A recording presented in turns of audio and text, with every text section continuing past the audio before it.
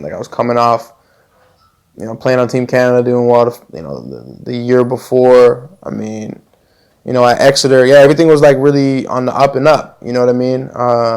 Done well with track. Both of those things were going on. Heading into the senior season where, of course, got to win state, got to win the rivalry, and wanted to compete and really do well like in track, and had, as you said, like really set some milestones. Like, yo, this is what we're gonna do, and being on pace to that. Throughout the season, talking to coaches and recruits and whatever. And like, yeah, the very first play of the state championship game, tearing my ACL. Like it's my only fear. Period. Only fear. And it happened in the first play. And like, life was full stop. I went from being the fastest person on the field, period, to, I couldn't keep up with the doctor walking in the hallway to go get my knee checked out after being on the sideline.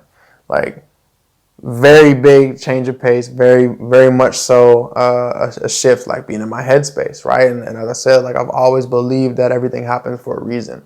And very specifically, like when I was in it was probably before grade 9, but, being at Goresbrook up here, I made a point of like, I'm living with no regrets. I will have no regrets, right? And I'd watched enough stuff and being raised by single moms, at a young age, like I was exposed to like some of the older crowd, right? And so like I heard about what it's like, on the back end to, have a bunch of stuff you want to do and you didn't do it. You didn't make time for it. And so for me, when I tore my ACL, I was like, yo, like this is a very humbling moment because, like I said this shit, you know what I mean? So I kind of have to eat it right now. I can't say stuff happens for a reason when it's going well and not also believe that, there's going to be even more work that has to happen when stuff doesn't go well. You miss out on these experiences. And if you're not intentional with that stuff, what you end up finding out you got out of it is a lot less than what it felt like the whole time. And you can't fall back on a 2-year or a 3-year practice.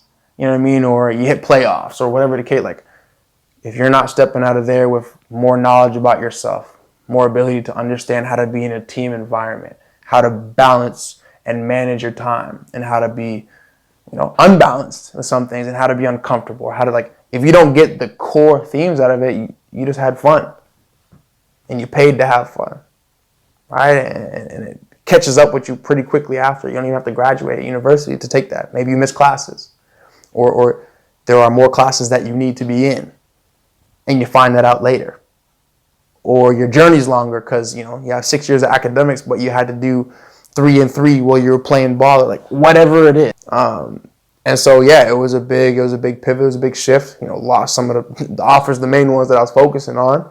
And it was a big, like, okay, well, I got to rehab, got to get all this stuff in. I'll probably end up redshirting, which I was fine with for the first year to make sure I'm good to go.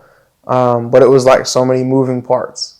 And it was, literally, as I said, like it was, a stretch where I got the surgery and I was in isolation, like literally in an affirmatory bed, like had a laptop and stuff, and I was there for like a week. Yeah, like it was different. You know what I mean? I'm in isolation. I'm alone with myself, and I can only think about what's going on. And I set up this nice plan, and things were coming together, but like life happens, and so what does that actually mean for me?